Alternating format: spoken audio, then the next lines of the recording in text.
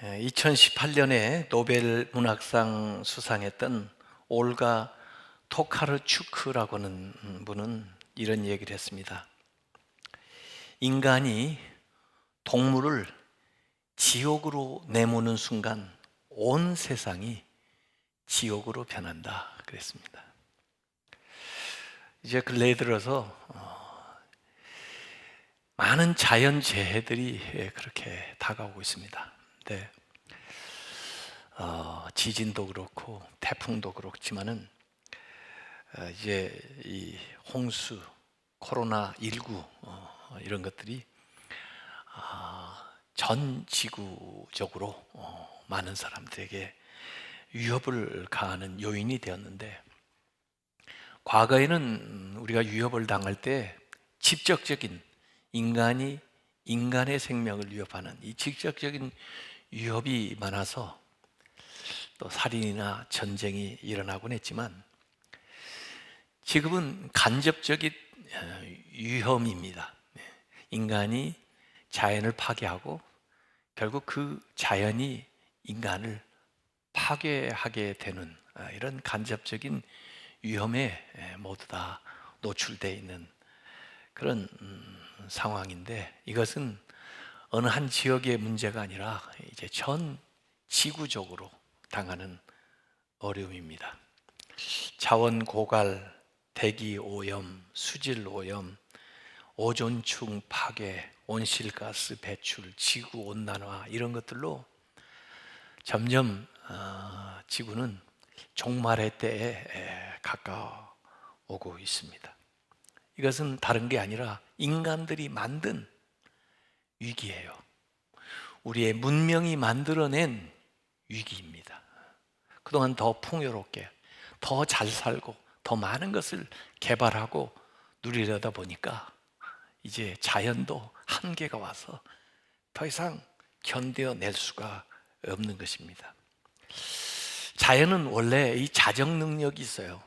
우리 인간도 마찬가지죠. 어느 정도의 상처나 질병이 들어도 면역력이 있어서 자신 이 시간을 좀 주면은 회복을 해요. 그 상처를 다시 복원을 하곤 하는데, 이 자연의 자정 능력도 한계에 봉착했는데, 그 지구 생명 보고서를 보니까 1970년도에 이미 한계가 왔습니다.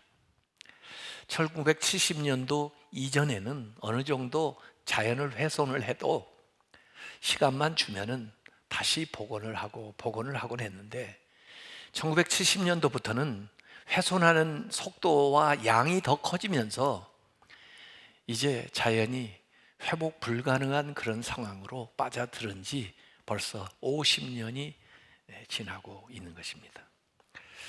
그런 동안에 야생동물은 지구상에서 3분의 2가 사라졌고, 전체 육지의 4분의 3이 오염되었고, 바다도 40%가 심각하게 훼손되어 있는 현재 상황입니다. 그동안에는 짐승을 만나기도 좀 힘들었는데, 이제 짐승의 서식지가 점점 없어지고 인간이 계속 개발해 가면서 이제 그 동물과 짐승, 이 사람이 빈번하게 접촉할 수 있는 그런 상황이 만들어지면서 그 짐승들의 병이, 또 그들에게는 병이 아닌 것이 인간에게 바이러스로 또 박테리아로 침투해서 치명적인 질병을 일으키는 그런 상황, 이것이 이제 시간이 조금 주어지면 전 세계로 확산되는 팬데믹 상황으로 가고 있는 거죠. 그래서 지금 살림을 계속 벌채해 가면서 신종 코로나 바이러스가 계속해서 출현할 가능성이 더 많아지죠. 그래서 지금 코로나19를 대처하기 위해서 백신 개발을 한다, 치료제 개발한다 하는데, 우선 그 코로나19도 변종이 많이 생긴다고 해서 한 번의 접종으로 퇴치하기도 어려울 뿐만 아니라, 코로나19를 퇴치한다 하더라도 또 다른 종류의 코로나 바이러스가 출현할 가능성은 너무나 많고 명백하기 때문에 결국에는 백신으로는 해결할 수 없는 많은 물질과 많은 과학자들이 매달려도 해결할 수 없는 상황에 우리는 봉착해 있다는 겁니다. 그래서 어떤 화학적인 백신보다도 생태 백신, 우리의 삶의 방식을 고치지 않고서는, 자연과 더불어 사는 방법을 배우지 않고서는 절대로 앞으로 해결할 수 없는 문제를 우리는 지금부터 껴안고 살게 되었다고 하는 이 얘기입니다. 더구나 지금 빙하가 사라지고 있어요. 지금 기후변화는 더 심각한 문제로 다가오고 있습니다. 빙하가 사라지고 동토가 녹기 시작하면서 그 얼음 속에 있었던 수천 년, 만년 된 그때에 사라졌던 동물들의 사체가 드러나면서 거기에서 박테리아, 바이러스가 퍼져 나오고 있는 그런 상황입니다. 우리가 경험해보지도 못하고 들어본 적도 없는 신종 바이러스가 계속해서 출현할 가능성이 많아지는 것입니다. 얼마 전에 일어난 캘리포니아 산불만 해도 기후변화 때문에 생긴 산불이고, 이미 남한 면적의 20%가 되는 산림을 불로 다 태워버린 그런 상황이에요. 이때 우리는 뭘 들어야 됩니까? 생태계가 우리에게 전해주는 종말의 메시지를 들어야 됩니다. 회개하라! 회개하라! 회개하라! 마지막이 가까웠다. 회개하라! 회개하라! 회개하라! 그 음성을 우리가 지금 듣지 못한다면 이 모든 상황에서 배우는 게 없는 거예요. 지금 우리 인류는 문명이 가져온 위기를 겪고 있고 가치의 위기를 겪고 있습니다. 지금까지 살아왔던 가치관을 바꾸지 않으면 다시는 돌이킬 수 없는 상황으로 빠져들어가고 있다고 하는 것입니다. 지금까지 우리는 어떻게 살았나요? 인간 중심적으로 살았습니다. 어떻게 살았나요? 물질 중심적으로 살았습니다. 인간 중심, 물질 중심으로 살았던 그 세계관을 하나님 중심, 생태계 중심으로 바꾸지 않으면 이 문제를 해결할 길이 없습니다. 자연 만물을 도구로 여겼던 그런 사고에서 공생적인 사고로 더불어 함께 살고자 하는 생각을 하지 않으면 안 됩니다. 단기적인 것보다는 장기적인 사고, 성장보다는 성숙으로, 탐욕적인 인생관에서 절제의 인생관으로 변화되지 않으면, 자연을 기계적으로 취급하던 거에서 유기체적인 자연관으로 우리의 생각이 변화되지 않으면 이러한 상황은 언제라도 다시 재현된다고 하는 것입니다. 근데 실제로 우리가 노력할 수 있는 것이 주변에 있는 간단한 것들이 많아요. 식량 문제, 땅을 활용하는 문제, 연료, 이 문제에서부터 우리가 새로운 방식의 삶을 개발하지 않으면 안 된다는 것이고, 그러한 것은 우리가 손쉽게 우리 주변에서도 할 수 있는 것인데, 전쟁을 예방하고 전쟁에 이기기 위해서는 엄청난 군비를 각 나라마다 쏟아 부으면서 이 같이 직면하고 있는 이 생태계의 문제를 해결하기 위해서는 그만큼의 돈도 투자하지 않는 이 나라들이, 이 선진국들이 어떻게 이 문제를 해결할 수 있겠나? 이제라도 이 문제를 해결하기 위해서 더 근본적으로 나라들이 모여서 그전에 살아왔던 삶의 방식을 되돌아보고 돌이키지 않는다면 온 인류는 멸망의 길로 치달을 수밖에 없다 하는 사실을 우리는 목도하고 있는 것입니다. 하나님 원래 세상을 만들 때 세상을 조화롭게 만드셨고, 그 다음에 순서적으로 이렇게 세상을 만드시면서 우리 모두가 연결되게 만드셨어요. 그래서 알고 보면은 우리 생태계 모두가 우리와 더불어 친족입니다. 더불어 함께 살아야 될 이웃이죠. 그런데 우리는 인간만 생각하고 나만 생각하고 내 주위를 그냥 환경이라고, 나를 위해서 존재하는 것으로만 여기고 그들을 착취하고 훼손시켜서 나의 이득을 얻는 데만 급급했던 것이 우리의 삶이었습니다. 이제라도 그러한 삶의 방식을 뒤바꾸지 않으면 근원적으로 이 문제를 해결할 수가 없다는 거예요. 그래서 오늘 바울은 로마서 8장 22절에 피조물이 다 이제까지 함께 탄식하며 함께 고통을 겪고 있는 것을 우리가 안다 그랬습니다. 우리 인간만 지금 탄식하는 것이 아니고 이미 이전부터 이 인간들 때문에 이 자연 만물이 탄식하면서 고통을 받았던 것들이 이제 우리가 알아들을 수 있는, 우리가 볼 수 있는 방법으로 그 메시지를 전해주고 있는 거예요. 자연 만물이 탄식하고 있는 것을 우리에게 보여주는 겁니다.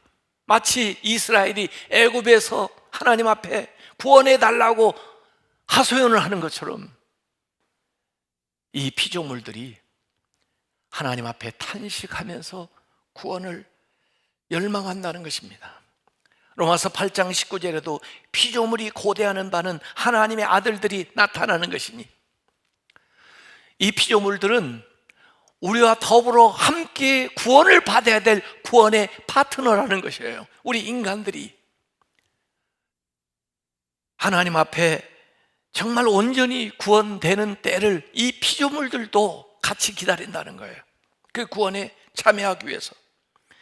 로마서 8장 21절에도 그 바라는 것은 피조물도 썩어짐의 종노릇한 데서 해방되어 하나님의 자녀들의 영광의 자유에 이르는 것이냐, 이렇게 말씀했습니다. 창조 때도 이 우주 만물이 우리와 더불어 같은 하나님에 의해서 만들어진 친족인 것처럼 이 구원에 있어서도 이 우주 만물과 더불어 함께 새 하늘과 새 땅에 세상이 펼쳐진다는 것입니다. 그것이 이사야가 또 성경에서 우리에게 보여주었던 구원관이에요. 이 세상은 우리와 같이 공생해야 되는 세계라 하는 사실을 우리에게 가르쳐 주는 거죠. 그래서 우리는 창조 생태학적인 세계관을 형성하고 나가야 된다는 겁니다. 인간은 인간 이외에 대지, 바다, 대기, 식물, 물고기, 동물과의 적절한 관계를 설정하고 더불어 함께 살아가야 될 공생의 세계라고 하는 것을 다시 인식을 해야 된다는 거예요. 자칫 기독교 신앙이 성과 속을 구별해 가지고 우리의 영은 거룩하고 육신은 죄악되다, 신앙생활하는 것은 거룩하고 세상 생활은 불결한 것이다, 우리의 구원이 영혼의 구원만 있는 것이다, 이렇게 잘못 가르친다고 하면은 세상에 이 불행과 어려움은 계속될 수밖에 없는 것이죠. 하나님은 우리의 영혼뿐 아니라 우리의 육체까지도 귀하게 여기세요. 그것을 보여준 사건이 성육신이에요. 하나님의 보이지 않는 형상이 인간의 몸을 입고 이 세상에 오신 것은 인간의 육신에 대한 하나님의 긍정입니다. 오늘 우리가 행했던 성찬식도 세상에서 육체의 요동을 통해서 얻는 이 밀을 통해서 만들어진 빵과 이 포도를 통해서 만드는 포도즙이 하나님의 은혜의 수단이 돼서 우리에게 주어질 수 있다고 하는 것을 보여준 일이에요. 이 성례전이, 우리가 베푸는 세례도 이 물을 통해서 하나님께서 우리에게 베푸시는 사죄의 은총을 보여주는 수단이 되는 거죠. 이 우주 만물이 성예전적인 의미를 가지고 우리에게 다가올 수가 있는 것입니다. 더구나 하나님께서 우리 인간은 이 만물의 마지막 인간을 만들면서 인간만 흙으로 만든 게 아니라 동물도 흙으로 만들어요. 같은 재료로 만들어졌습니다. 다만 인간에게는 하나님의 형상을 부여하면서 특별히 이 만물을 잘 보존하고 또 그 만물을 잘 지켜야 되는 그러한 청지기로 인간을 만드셔서 생명의 지킴이로 인간을 만든 겁니다. 인간이 만물보다 뛰어난 특별한 노블레스, 하나님의 특권을 우리가 받게 된 것은 오블리지, 거기에 따른 의무와 책임이 있다는 것을 의미하는 겁니다. 우리 인간이 인간 중심으로 살면서 자연 만물을 훼손을 하고 주신 것이 아니라 인간이 그러한 책임과 의무감을 가지고 하나님이 만드신 세상을 잘 보존하고 청지기의 역할을 잘하라고 인간을 세워놨는데, 인간이 범죄함으로써 하나님과 인간의 관계가 어긋나고 인간과 인간의 관계가 단절되고 자연과 인간의 관계가 단절돼서 인간의 죄악 때문에 자연조차도 황폐화되고 어려움을 겪은 거예요. 그 인간의 죄악 때문에 최초의 심판, 홍수의 심판이 왔을 때 하나님께서 노아를 준비해가지고 구원한 것은 노아의 가족뿐만 아니라 동물들까지 같이 구원하는 거예요. 소우주가 그 방주 안에 들어있던 것입니다. 더불어 함께 살아가는 모습을 우리에게 보여주고, 그 방주 사건 이후에도 무지개를 통해서 하나님이 언약을 맺으시는데 인간뿐 아니라 모든 생태계와 더불어서 하나님은 언약을 맺으셨어요. 이 생태계도 하나님과 우리 인간과 더불어 언약의 대상이었다 하는 것을 성경은 우리에게 계속해서 가르쳐주고 있습니다. 이 성례적인 우주론, 그리고 이 자연 만물을 통해서 하나님 우리에게 계속해서 들려주시는 말씀, 이런 것들을 우리가 귀담아 들어야 됩니다. 일찍이 바울은 예수님 오시기 전에 세상은 어떠했나? 아니, 심지어 하나님에 대해서 들어보지 못한 사람들은 어떻게 되나 하는 그 질문에 대해서 로마서 1장 19절 20절에 이야기를 했습니다. 이는 하나님을 알만한 것이 저희 속에 보임이라. 하나님께서 이를 저희에게 보이셨느냐? 보이는 게 계시죠.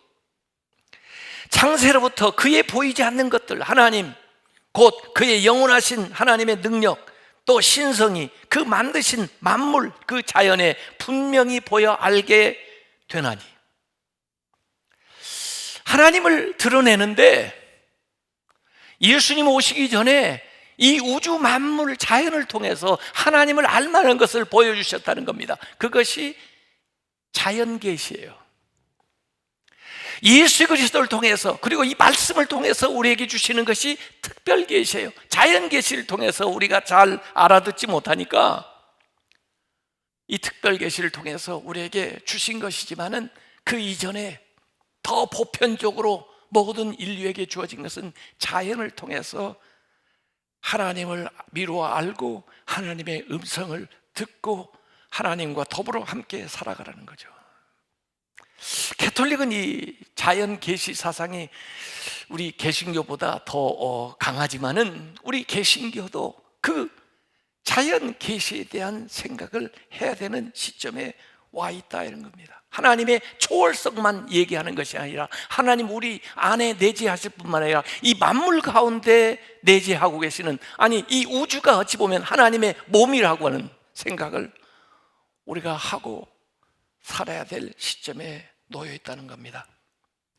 그래서 성령님에 대해서도 성령은 생명의 역사, 생명의 숨, 치유의 바람, 생명의 물, 깨끗하게 하는 불, 이런데 이 생명의 영, 요새는 녹색 성령론이라고 해요. 성령에 대한 생각도 우리가 바르게 해야 된다.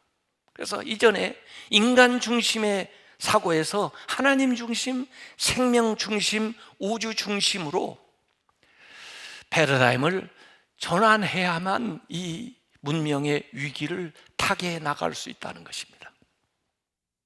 제가 기독교 윤리학을 전공한 사람인데 이전에 기독교 윤리학은 주로 사랑에 대해서 쭉 얘기를 했습니다. 그리고 그 사랑이 실현되는 방법으로서 정의에 대한 이야기를 했습니다. 그래서 민주화도 주도하고 또 독재나 군부 이런 이 독재에 항거하고 하는 것으로서 이 정의를 외치는 그런 말씀을 우리가 이 성경 속에서 찾아내 가지고 기독교 윤리학으로 했는데, 제가 미국에 80년대 유학을 가보니까 이미 미국은 그 시대가 지나고 이슈가 이제 사랑, 정의에서 생명으로 와 있어요. 생명을 얘기하는 것입니다. 생명을 중시하고 생명을 보존하고 생명을 존엄하게 여기는 신학, 생명이라고 하는 테마가 신학의 중심을 이루고 있는 거예요. 생명, live, L-I-V-E, 라이브, 그 라이브를 역행하는 거, 그걸 거꾸로 말하면 E-V-I-L, 이불이에요. 생명을 거스르는 모든 것이 악이다. 이 생명은 하나님의 창조의 질서인데 생명을 존귀하게 여기고 생명을 보존하고 생명을 위하는 삶을 살아야 된다 하는데, 우리나라는요, 부끄러운 얘기지만은 세계에서 지금 자살 1위입니다. 하루에 39명씩 자살을 하고 있어요. 코로나가 문제가 아니에요. 그것도 젊은 사람들이. 우리나라 낙태율이 OECD 국가 중에서 제일 높습니다.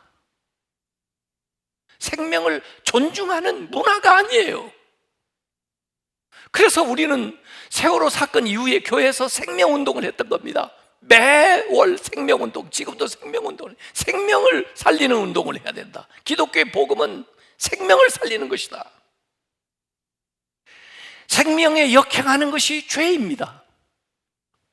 이제는 인간관계에서 거짓말을 하고 도적질을 하고 살인을 하고 그런 정도에서 죄라고 생각하고 그것을 회개했지만은, 이제는 음식을 낭비하고 재활용 쓰레기 분리해서 버리지 않고, 그리고 쓰레기 아무 데다 버리고, 이런 것도 생태학적인 죄예요. 우리가 회개해야 될 죄입니다.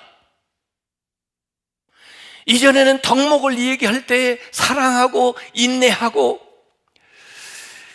용기를 내고 겸손하고 그것을 덕목이라고 얘기했지만, 이제는 더 확장돼서 덕목은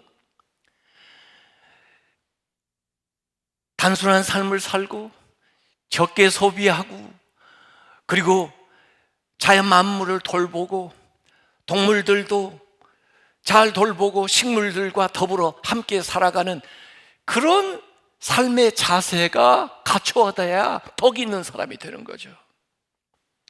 이제는 내 생명 중요하고 내 가정에 대한 생각을 했지만, 이제 이웃에 대한 개념도, 가족에 대한 개념도 이제 확장되어서 다른 나라 사람뿐 아니라 동물과 이 생태계까지도 다 미쳐서 의미 없이 꼭 필요하지 않은데 다른 식물이나 동물의 생명조차 빼앗거나 훼손하는 것을 정말 주의하고 조심하면서 살아야 되는 그런 삶으로 나가야 됩니다. 우리 기독교 교리 가운데 구원론도 중요하지만은, 이 구원론 안에 인간뿐 아니라 자연 만물과 더불어 받는 그 구원, 그것과 더불어 창조론이 중요해요. 하나님께서 이 우주 만물을 만드시고 이 모든 구원의 파트너로 우주 만물이 조화를 이루면서 살아가라고 하셨다는 이 창조론도 우리가 더불어 생각을 해야 되는 거죠.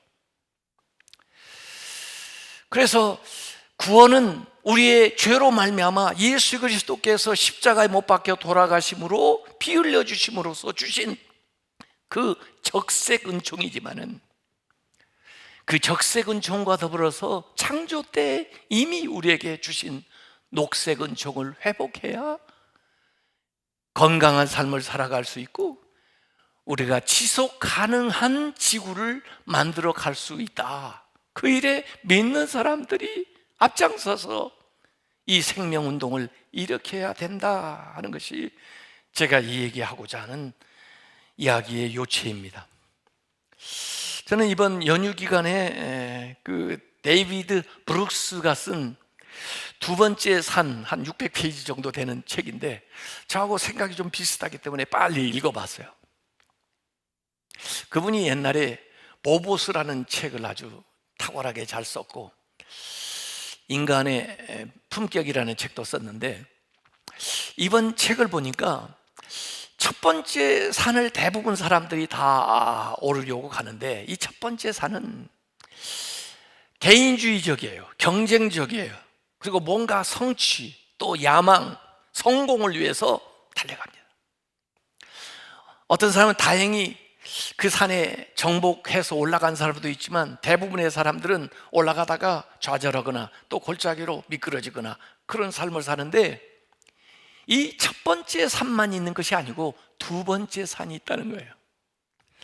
오히려 첫 번째 산에 오르는 것보다 두 번째 산이 더 중요하다는 겁니다. 이 두 번째 산은 공동체가 더불어 함께 살아가는 같이 올라야 될 산이에요. 이것은 자기의 사명이기도 하고 자기의 소명이기도 하고 또 다른 사람들을 섬기고 또 헌신하는 일이기도 하고 다른 사람을 세워주면서 함께 살아가는 세상이에요.